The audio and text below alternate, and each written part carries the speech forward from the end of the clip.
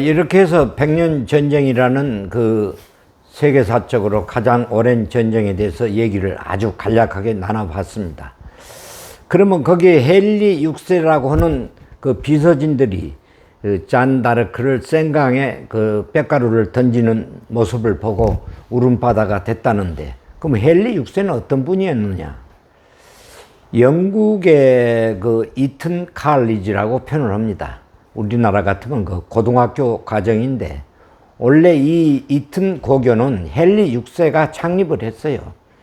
해서 초창기에 이 교육의 목표가 그 좀 못 사는 자녀들, 그리고 교회 성가대를 양성하는 학생들 교육장이었습니다. 이것이 세월이 흘러 명문 고등학교로 등장하면서 무려 이튼 칼리지를 졸업하고 나간 출신이 영국 수상에 그 19명이 있었습니다. 대단한 학교죠. 근데 이 학교는 주로 그 귀족들 자녀가 다녔던 학교입니다. 이제 나중에 이렇게 변질을 해서. 근데 세계 1차 전쟁을 치를 적에 한 클래스메이트가 30명이 정원이라면 전쟁터에 나가서 한 20명이 희생당해버려요. 그러니까 전쟁 끝나고 나면은 한 10명밖에 안 남아요. 아마 이 귀족들 자녀가 솔선수범해서 전쟁에 참여해서 희생을 당한 것도 아마 노블레스 오블리주의 표상이 아닌가 이렇게 생각해 봅니다. 이 학교 교육 시스템은 우리처럼 뭐 암기 교육이나 해서 학원식 강의를 하면서 대학 입시에 열중한 게 아니고 충분한 프리젠테이션을 통해서 자기 의사를 발표하고 또 토론도 하고 대화도 하고, 소위 토킹 앤 디스커션, 대화와 타협을 통해서 교육 시스템이 이루어졌죠. 그럼에도 불구하고 영국의 최고 명문인 캠브리지나 옥스퍼드에 전교생 3분의 1이 진학한다고 합니다. 참 놀라지 않을 수가 없습니다. 이 영국의 그 이튼 스쿨이라고 하는 이 고교가 그런 입시 위주의 교육이 아니래도 그 명문대학에 진학할 수 있었던 것은 창의적인 그 머리를 개발하는 그 소질을 그 학교에서 연마하는 겁니다. 이거를 좀 우리나라에서 조금 벤치마킹을 했던 것이 아마 횡성 안흥군에 있는 그 파스트레루를 창업했던 최명재 씨가, 물론 그 사람도 오늘날로 말하면 서울대학 상과대학을 졸업했습니다만은 돈 없을 때는 영업용 택시 운전도 했던 분이에요. 이분이 그 교육 창업의 그 이튼 고교를 보고 나도 이런 교육 시스템을 우리 한국 땅에 심을 수 없냐 해서 만든 것이 오늘날 그 민족사관 학교입니다. 여기도 학생들 대다수가 고3 과정을 마치지 않더라도 올바를 해서 2학년 과정만 수료하면 미국의 소위 아이비리그 쪽에 많은 진학생을 보내고 있습니다. 이토록 교육의 시스템은 그 창의적이고 어려서부터 밥상머리 교육이라 해서 그 표본이 됐던 사람이 케네디 가의 엄마입니다. 훌륭한 그 미국의 뉴세이크나 또는 타임즈 이런 각종 일간 신문 사설들을 스크럽해서 좋은 글귀를 읽고 아침 식사 시간에 그 토론을 했다고 합니다. 자녀들하고. 또 우리나라 또 정주영 씨 경우를 보면은 그 자손들이 그렇게 많았는데도 손자들까지 와서 아침 조반을 같이 함께 했다고 해요. 느껴놓으면 그 소뚜껑처럼 두꺼운 손으로 귀싸대기도 맞아가면서 이렇게 교육을 시켰다고 합니다.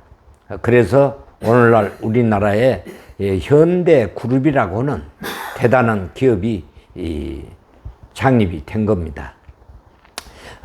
얘기를 조금 이제 대비를 하기 위해서 백사 이항복 후손들 중에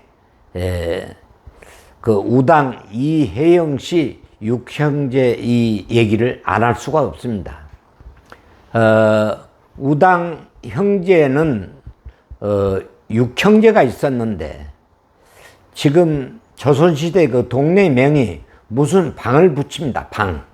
뭐 순화방, 명례방 뭐 이런 식으로 방을 붙이는데 이 우당 이혜영 씨 아버지가 이유승 씨로서 그 당시 직책이 2조 판서, 그러니까 6조 판서 중 가장 선임 부서에 있는 참 수장 자리에 있었던 그 판서지요.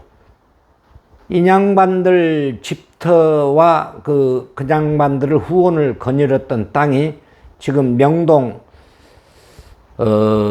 성모병원 그 고개를 올라가면은 그 고갯길에 명동 성당이 자리 잡고 있고, 바로 그 맞은편 앞에는 YWCA라고 하는 그 여성회관이 있고, 또 명동 입구에 보면은 그 우리은행이 인수를 했던, 소위 그 하나은행이 그 인수를 했던 그 외환은행이 있습니다. 명동 입구에. 거기서부터 동양그룹이 사옥 겸 여러 가지 이 건물들을 지었던 땅이 아마 명동 그 일대가 바로 우당 이혜영 씨 그 육형제가 나눠 갖는 그 땅들이었습니다. 그런데 여기는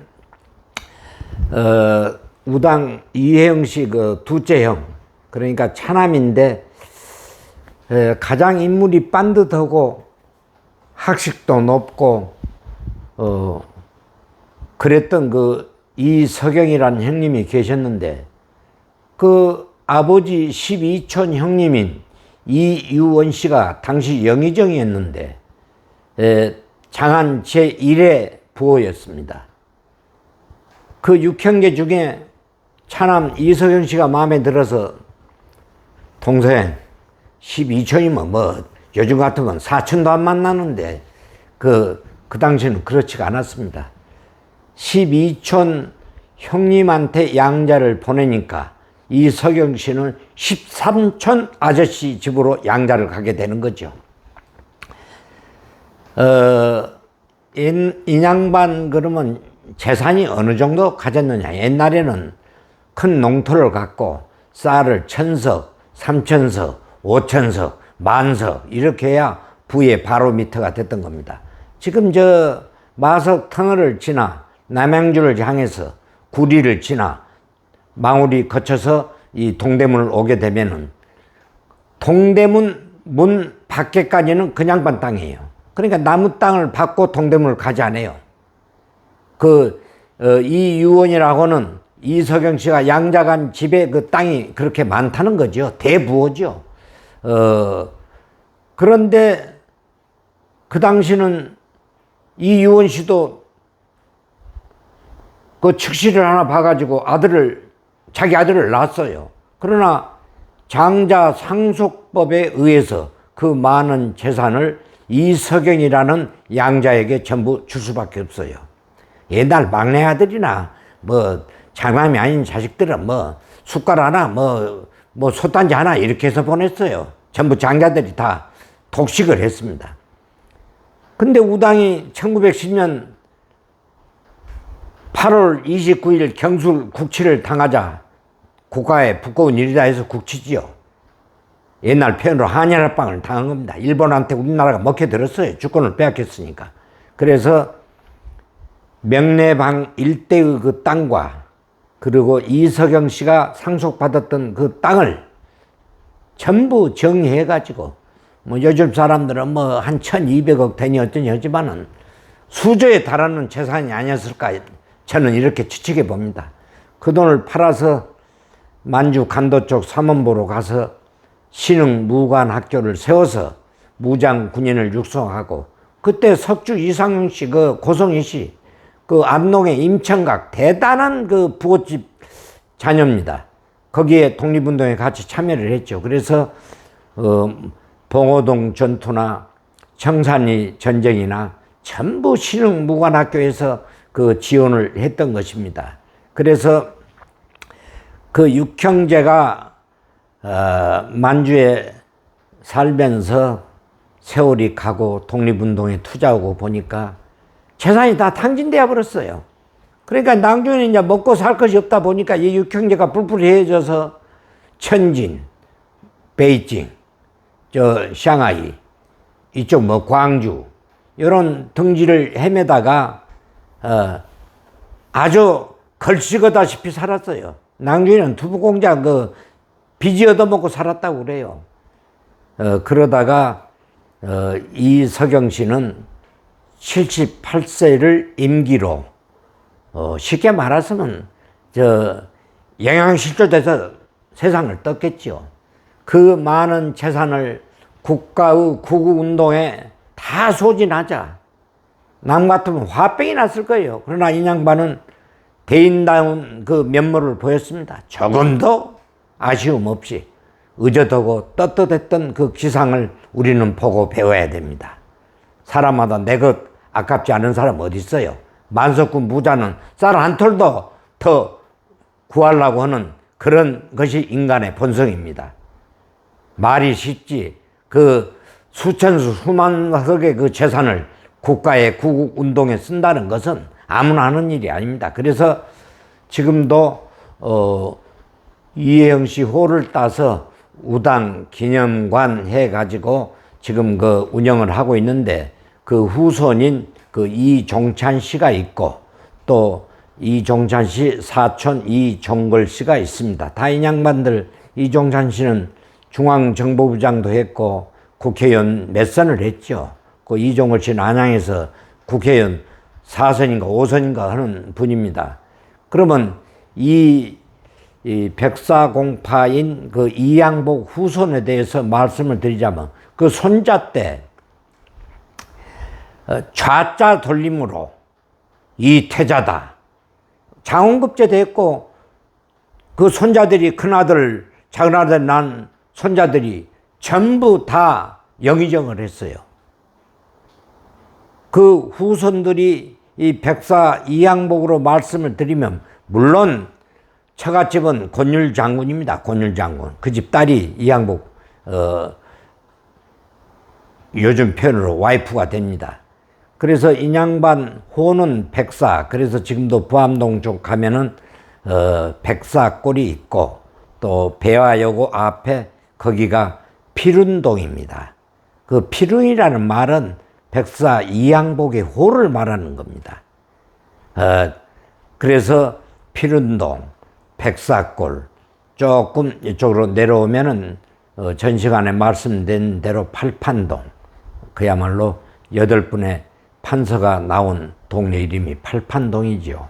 그래서 백사 이양복의 그 후손들 중에 우당 이혜영 육형제 중에서 5째 이시영 씨만 고국당을 밟았죠. 와서 우남 이승만이 대통령을 할 즈음에 초대 부통령을 지냈던 분이 그 이시영 씨입니다. 이래서 참 표현이 적합할 줄은 모르겠습니다만은 그 왕대밭에 왕대가 나고 쑥대밭에 쑥대가 난다고 하지 않나. 이래서 경주 이시 백사공파 이양복 집안을 우리는 사망갑족이라고 표현합니다. 그리고 현대 인명사전에 50명 이상 등재되어 있는 성씨가 윤보선 씨 가문이었던 해평윤 씨하고 이양복 경주시 백사공파 후손들이 50명이라고 하는 숫자가 현대 인명사전에 등재되어 있습니다. 높이 평가를 하지 않을 수가 없습니다. 또 다음 시간에 연결하겠습니다. 감사합니다.